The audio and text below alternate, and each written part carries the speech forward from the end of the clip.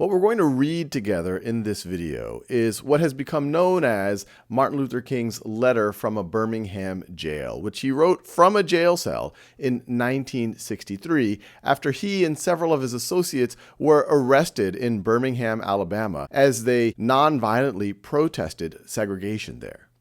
And I'm going to read an excerpt of it. I encourage you to read it in its entirety.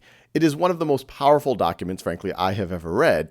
And Martin Luther King often gets a lot of credit as an amazing speaker. People say, hey, he could read the phone book and it would move people. But this also speaks to what an incredible writer he was. Not only is it moving, but it really gives the philosophical underpinnings of the civil rights movement of the 1960s. And many people attribute the Civil Rights Act of 1964, passed by Congress, as being heavily influenced by Martin Luther King's letter. Now, what motivated Martin Luther King to write this letter was a statement made in a newspaper by 8 Alabama clergymen, which encouraged the protesters to wait, saying that yes, we are sympathetic to the injustices, but they should be resolved in the courts and not through the type of protest, the type of tension that Martin Luther King and his fellow protesters were creating.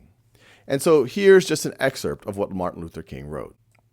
You may well ask, why direct action?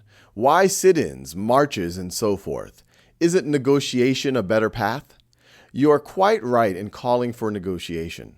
Indeed, this is the very purpose of direct action.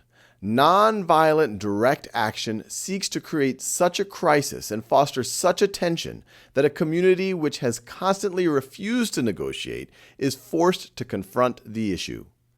It seeks so to dramatize the issue that it can no longer be ignored. My citing the creation of tension as part of the work of the nonviolent resistor may sound rather shocking, but I must confess that I am not afraid of the word tension. I have earnestly opposed violent tension, but there is a type of constructive, nonviolent tension which is necessary for growth.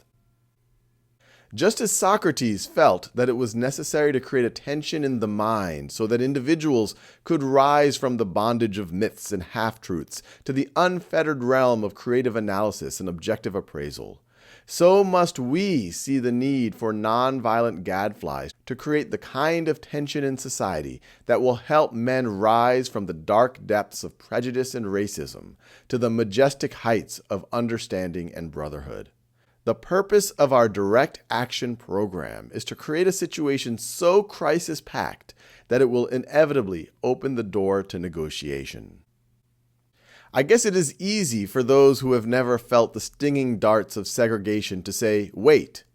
But when you have seen vicious mobs lynch your mothers and fathers at will and drown your sisters and brothers at whim, when you have seen hate-filled policemen curse, kick, brutalize, and even kill your black brothers and sisters with impunity, when you see the vast majority of your 20 million Negro brothers smothering in an airtight cage of poverty in the midst of an affluent society, when you suddenly find your tongue twisted and your speech stammering as you seek to explain to your 6-year-old daughter why she cannot go to the public amusement park that has just been advertised on television, when you take a cross-country drive and find it necessary to sleep night after night in the uncomfortable corners of your automobile because no motel will accept you, when you are humiliated day in and day out by nagging signs reading white and colored, then you will understand why we find it difficult to wait.